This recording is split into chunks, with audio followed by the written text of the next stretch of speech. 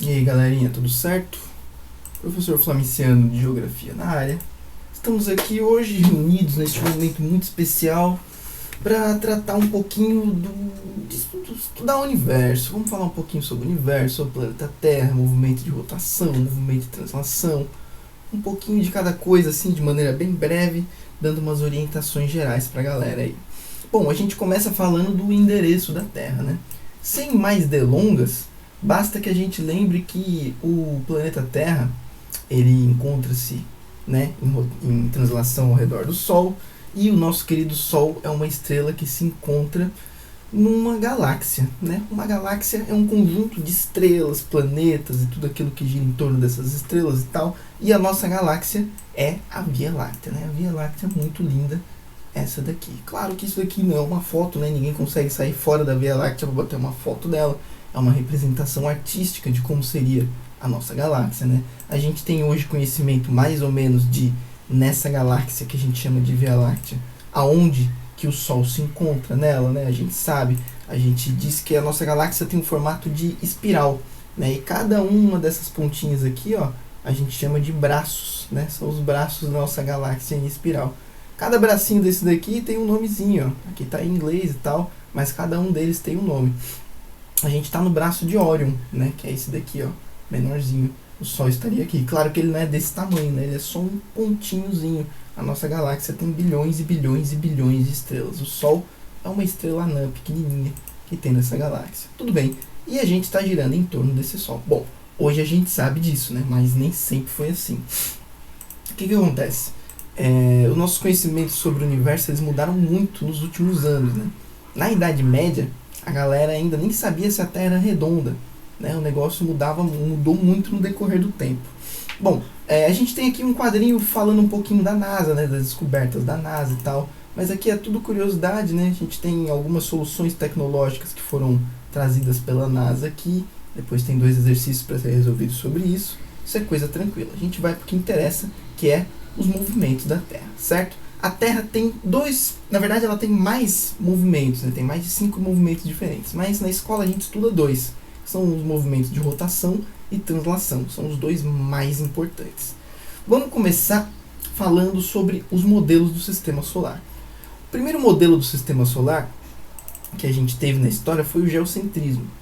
Geocentrismo, geo de terra, centrismo de centro. Era a galera que acreditava que a Terra estava no centro do universo, ok? Esse é o rolê. A Terra estava no centro e tudo girava em torno da Terra. Isso daqui é o geocentrismo. Esse tipo de conhecimento ele vem desde a Grécia Antiga, cara. Desde a Grécia Antiga. E perdurou até a Idade Média. Inclusive, na Idade Média, até a Igreja Católica defendia esse tipo de modelo. Nesse modelo aqui, até o Sol, ó, gira em torno da Terra. Tudo gira em torno da Terra e a Terra está no centro do universo.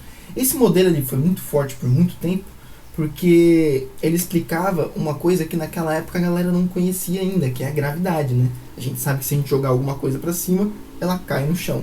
E ela cai no chão porque a Terra atrai ela para o centro da Terra, né? A gravidade é uma força que uma massa exerce sobre a outra. Como a Terra é muito grande, tem muita massa, ela exerce essa força que gruda tudo na superfície dela. Só que lá na Idade Média, na Grécia Antiga, a galera não sabia disso. E aí o geocentrismo, com a Terra no centro do universo, os caras pensaram, olha, tudo cai em direção à Terra justamente porque a Terra está no centro do universo. E pronto, não precisava saber de gravidade, não precisava saber de nada. Então, esse modelo chamado geocêntrico, ó, isso daqui é um desenho real da época mesmo, a Terra no centro do universo e tudo, ó, girando em torno da Terra, né? Tá em outra língua, mas dá pra gente entender. A Lua girava em torno da Terra, Mercúrio, Vênus, o Sol eles achavam que girava em torno da Terra, Marte, Júpiter, Saturno e por aí vai. Esse é o geocentrismo, ok? A gente não vai se aprofundar muito nele, porque mais importante pra gente é o heliocentrismo, como a gente vai ver a partir de agora. Heliocentrismo é a ideia de que o Sol está no centro, não do universo, mas do que a gente chama de sistema solar. E os planetas, incluindo a Terra, giram em torno do Sol. Essa é a ideia do heliocentrismo. O Sol no centro do sistema solar. Ou, em outras palavras, a Terra gira em torno do Sol e não o Sol em torno da Terra, como acreditavam no passado. Primeiro cara a defender, não é que ele foi o primeiro a defender o heliocentrismo, teve outros antes deles, mas que ele publicou um trabalho mais bem fundamentado sobre isso, foi um cara chamado Nicolau Copérnico. Se vocês procurarem na internet, vocês encontram até o trabalho dele, fotos da capa do trabalho e tal. Ele publicou esse trabalho e já faleceu. Na verdade, foi o assistente dele que publicou esse trabalho para ele, porque ele já estava no leito de morte já. Ele só publicou e faleceu. O trabalho dele acabou não sendo muito reconhecido assim na época. Foi lá no século XV ainda. Ó. O Nicolau Copérnico é este mano aqui, ó, esse cara aí, certo? E ele fez desenhozinhos no trabalho dele falando, ó, na verdade eu acho que o Sol fica no centro e a Terra gira em torno do Sol, ou seja, heliocentrismo. Ele foi o primeiro cara a defender isso. Copérnico foi muito importante por isso, ele deu o primeiro passo, assim, né? Aqui a gente tem até um trecho do livro dele e tal. Vida segue. Publicou, faleceu. Depois do Copérnico veio Johannes Kepler. O Johannes Kepler, ele tinha uma habilidade matemática muito boa, ele era um matemático, né? Ele era muito fera nos cálculos. Aí ele trouxe mais uma contribuição para o heliocentrismo, ele calculou algumas paradas.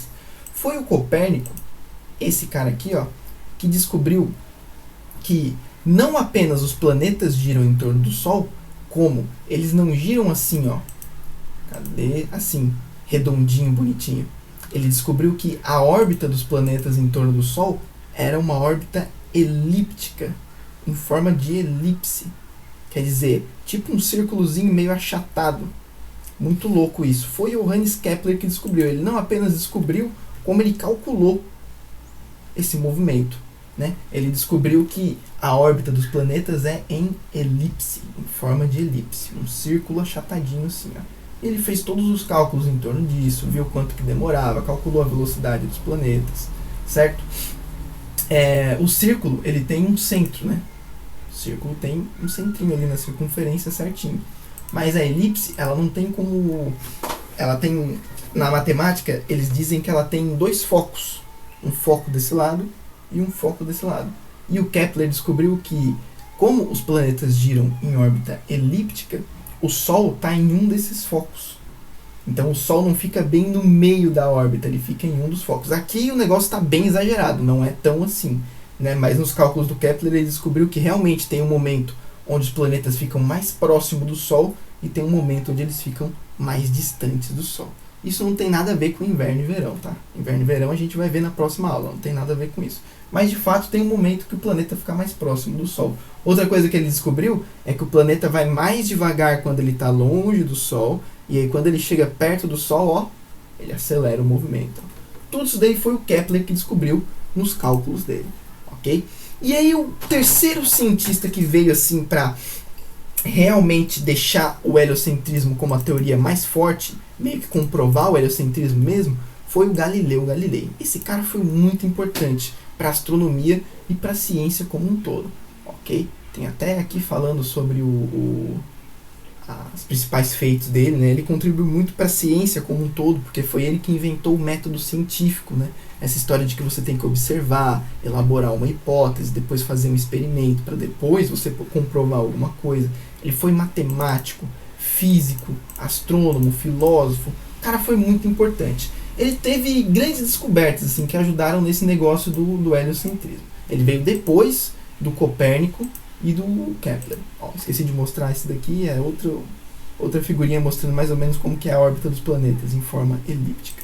Tudo bem, esse daqui é o Galileuzinho, né? O Galileuzinho, a primeira grande descoberta dele foi a seguinte. Descoberta não, meio que invenção, assim. Ele meio que inventou a luneta, velho. Ele descobriu que tinha um cara na Holanda fazendo lente e a galera enxergava melhor com essas lentes. O cara tava meio que inventando óculos, né? E aí ele teve a ideia de usar essa lente para tentar olhar o céu mais de perto. E aí ele começou a inventar as primeiras lunetas. E isso daí revolucionou mesmo, porque daí ele conseguia ver coisas que a olho nu não dava para ver. Ele descobriu várias paradas. A primeira coisa que ele descobriu é que a Lua era toda esburacada, ou seja, toda cheia de cratera, né? Hoje a gente sabe disso tranquilamente. Na época eles não tinham muita noção disso. E o Galileu desenhou as crateras da Lua. Qual que é a importância disso? Lá no geocentrismo, que os gregos defendiam, que a igreja defendia, eles diziam que tudo que tinha no universo era perfeitamente redondo, tudo redondinho, bonitinho, os planetas, as estrelas, tudo perfeitamente redondo. E aí, quando Galileu descobriu que a Lua era cheia de buraco, ele ficou, pô, como assim tudo perfeitamente redondo? A Lua é toda esburacada, tem alguma coisa errada com esse geocentrismo aí. Outra coisa que ele descobriu, e essa foi uma descoberta muito importante, ele descobriu 4 luas de Júpiter. Com a lunetinha dele, ele observou Júpiter e ele observou que tinha 4 satélites que giravam em torno de Júpiter.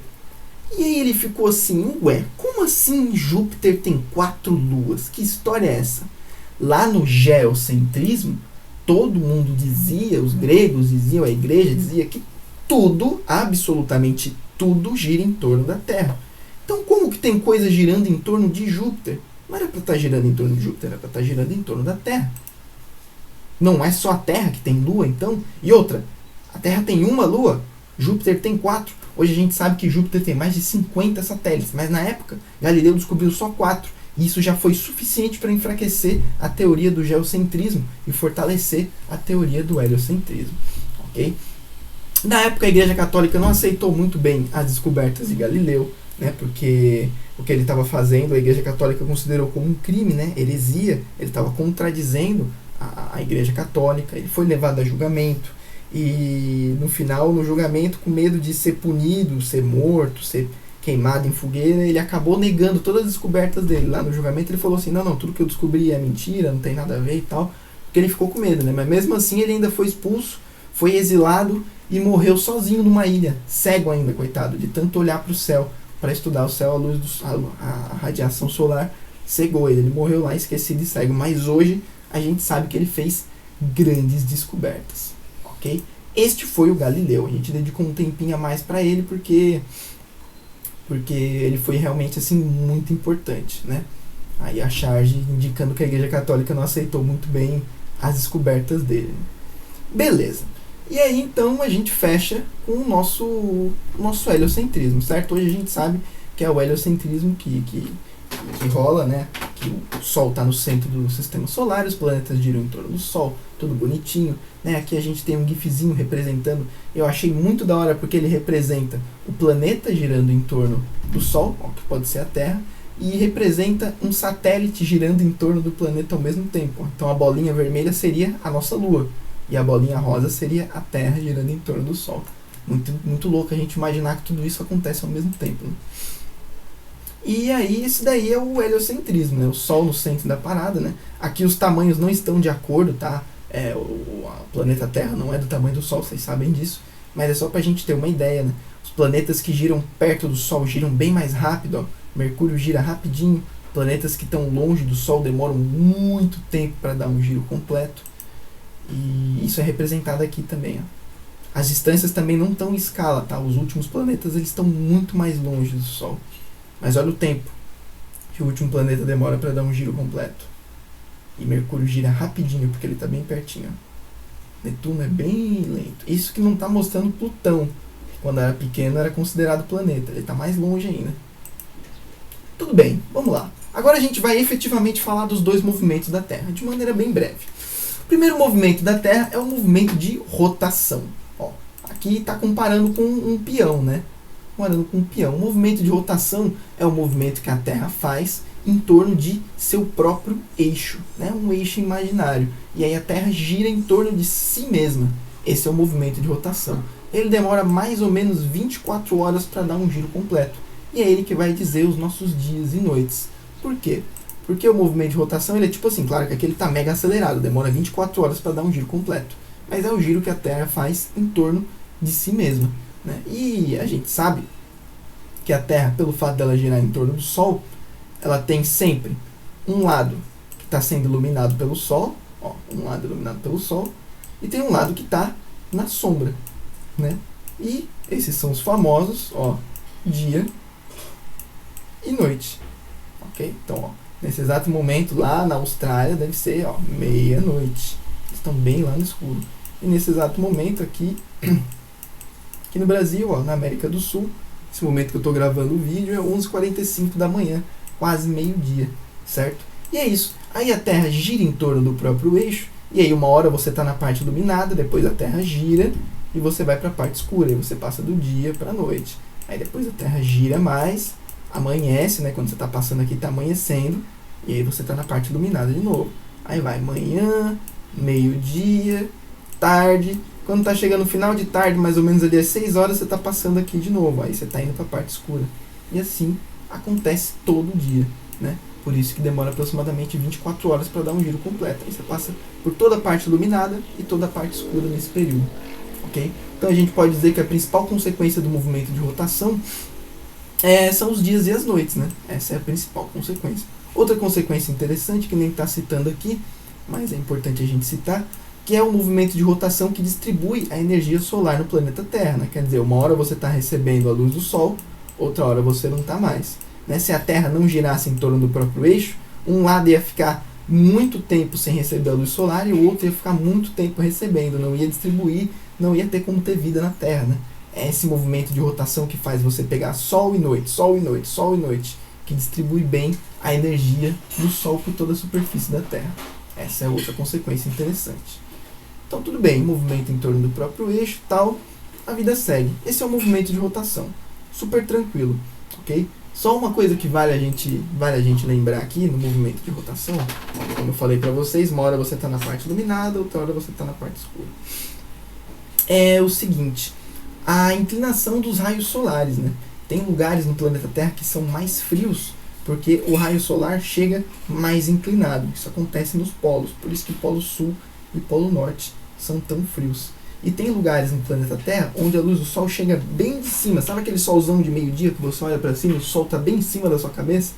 É nessa região aqui mais ou menos. Aí são os lugares mais quentes do planeta Terra. Certo? Isso daí só pra gente ter uma noçãozinha. Mas a gente vai falar melhor disso quando a gente for falar das estações do ano. E o segundo movimento da Terra é o movimento de translação. O segundo movimento mais importante. O movimento de translação é simplesmente o movimento que a Terra executa ao redor do Sol. Né, a órbita da Terra em torno do Sol.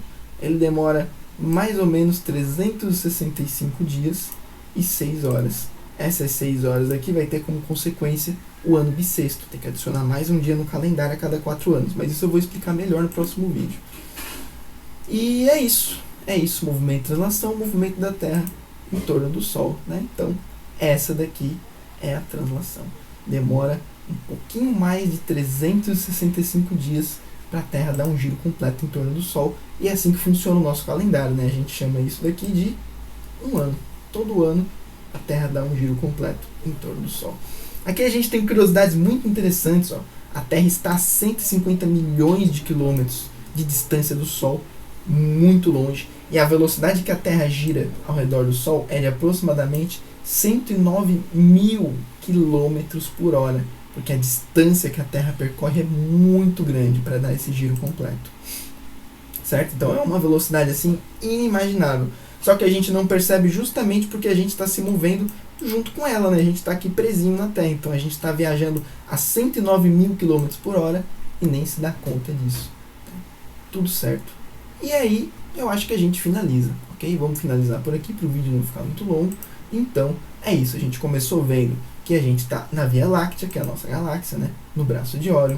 Depois a gente viu que antigamente a galera acreditava que a Terra era o centro do universo. A gente chamou isso de geocentrismo, né? Vem desde a Grécia Antiga. A Igreja Católica também compartilhava dessa ideia na Idade Média, né? Terra no centro de tudo. Depois a gente viu que o Copérnico, o Kepler e o Galileu foram os 3 principais cientistas que contribuíram para o desenvolvimento do heliocentrismo, que é o Sol no centro do sistema solar e os planetas girando em torno do Sol. Depois a gente falou rapidinho do movimento de rotação da Terra, que é o movimento que ela realiza em torno do próprio eixo, demora aproximadamente 24 horas e tem como consequências os dias e as noites. E depois a gente falou do movimento de translação, que demora aproximadamente 365 dias e tem a duração de 1 ano. Era isso, meus jovens. Qualquer dúvida, estamos aí. Um abraço a todos.